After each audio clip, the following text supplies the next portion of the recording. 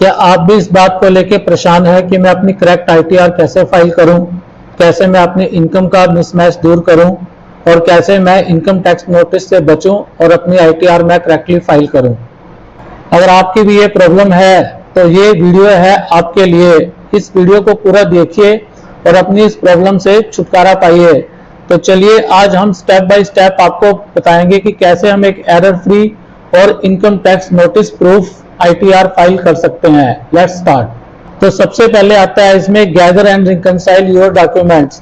उसके अंदर आपका जो पहला डॉक्यूमेंट होता है वो है फॉर्म 16। अगर आप जॉब करते हैं और आपको सैलरी इनकम मिलती है और वो टैक्सेबल इनकम से ज्यादा है तो आपके एम्प्लॉयर द्वारा आपका टीडीएस काटा जाएगा और आपको साल के एंड में फॉर्म 16 इशू किया जाएगा। सेकंड आता है आपका फॉर्म 16A, ये कि जैसे कि आप देख सकते हैं अदर देन सैलरी। फॉर्म 16 क्या होता है कि अदर देन सैलरी इनकम जैसे कि interest income, commission, professional fees वगैरह आपको मिलती है तो इसके लिए भी आपका टीडीएस काटा जाता है। तो आपको जो टीडीएस सर्टिफिकेट है वो साल के एंड में दिया जाएगा। नेक्स्ट आता है AIS and form 26AS। AIS के और 26AS को हम अपने इनकम टैक्स पोर्टल पे लॉगिन करेंगे और वहां से डाउनलोड कर लेंगे और क्रॉस वेरीफाई करेंगे किसने हमारा टीडीएस, टीसीएस और कुछ काटा हुआ है और कोई हाई वैल्यू ट्रांजैक्शन जो वहां पे आ रही है क्या वो हमारी है या नहीं है। उसके बाद आता है हमारा इंटरेस्ट सर्टिफिकेट। अगर आपको कहीं से सेविंग इंटरेस्ट या एफडीआर आपने करा रखी है तो उसका इंटरेस्ट सर्टिफिकेट उस बैंक या पोस्ट ऑफिस से आप ले सकते हो और आपको अपनी उसकी इनकम से मैच कर सकते हो।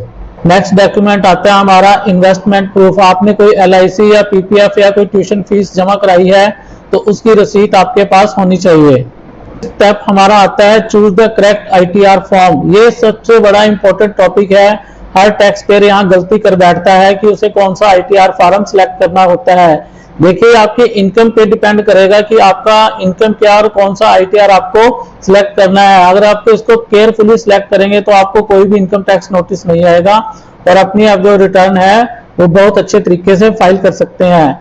तो सबसे पहले हम देख लेते हैं कौन कौन से आईटीआर फॉर्म होते हैं। इसमें सबसे पहले आता है आईटीआर 1 जो कि एक सैलरीड पर्सन या जिसकी इंटरेस्ट फ्रॉम अदर सोर्स से इनकम होती है या वन हाउस प्रॉपर्टी इनकम होती है वो आईटीआर 1 फाइल कर सकता है। नंबर 2 आता है आईटीआर 2 फॉर्म, वो फॉर इंडिविजुअल जिनकी कैपिटल गेन इनकम होती है और जिनकी की सैलरी इनकम होती है उनके लिए आईटीआर 2 फॉर्म होता है। और आईटीआर 3 फॉर्म होता है उन इंडिविजुअल के लिए जिनकी की बिजनेस या प्रोफेशन से इनकम होती है। नेक्स्ट आता है इसमें हमारा आईटीआर 4 जिसको भी सुगम भी कहा जाता है। वो टैक्स पेयर जो प्रिजम्पटिव प्रोटेक्शन के अंदर अपनी रिटर्न फाइल करना चाहते हैं वो आईटीआर 4 का यूज करेंगे।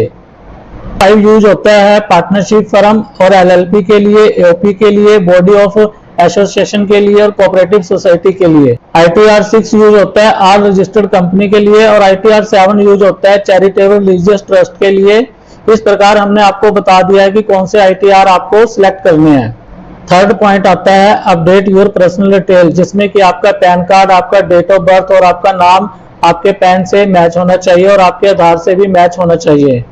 फिर इसमें आता है आपकी बैंक अकाउंट डिटेल। देखिए कई बार कोई बैंक आपका दूसरे बैंक में मर्ज हो जाता है तो उसका आईएफएससी कोड और अकाउंट नंबर चेंज हो जाता है। तो आपको चाहिए कि आईटीआर फाइल करने से पहले आप अपना आईएफएससी कोड और अपना बैंक अकाउंट दोबारा से प्री वैलिडेशन में जाके इनकम टैक्स पोर्टल की साइट पे अपडेट कर ले ताकि आपका जो रिफंड है वो स्टक ना और आपके आईटीआर जो है वो अच्छे तरीके से फाइल हो जाए। चौथा स्टेप जो होता है वो है इनपुट डाटा एक्यूरेटली। इसके अंदर आता है कि रिपोर्ट ऑल योर इनकम्स। आपकी चाहे कोई छोटी से छोटी इनकम है, चाहे वो इंटरेस्ट है, आपको कोई समाज डिविडेंड्स भी क्यों ना मिला वो भी आपको अपनी आईटीआर में दिखाना चाहिए, चाहे उसके ऊपर भी टीडीएस कटा हो या ना कटा हो।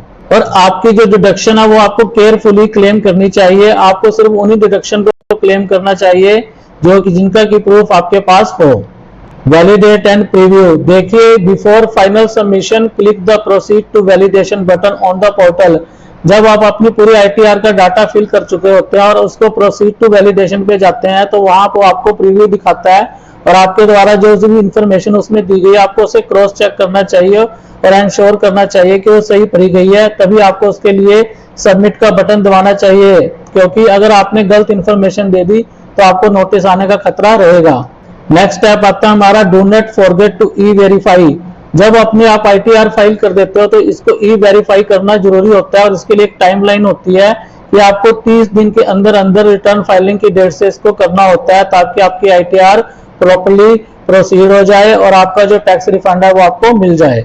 अगर आप ITR फाइल करने के समय हमारे द्वारा ऊपर बताए गए ये सारे स्टेप फॉलो करोगे तो आपकी ITR है जो एरर प्रूफ और इनकम टैक्स नोटिस प्रूफ बन जाएगी और आपको किसी भी तरह का कोई नोटिस नहीं आएगा।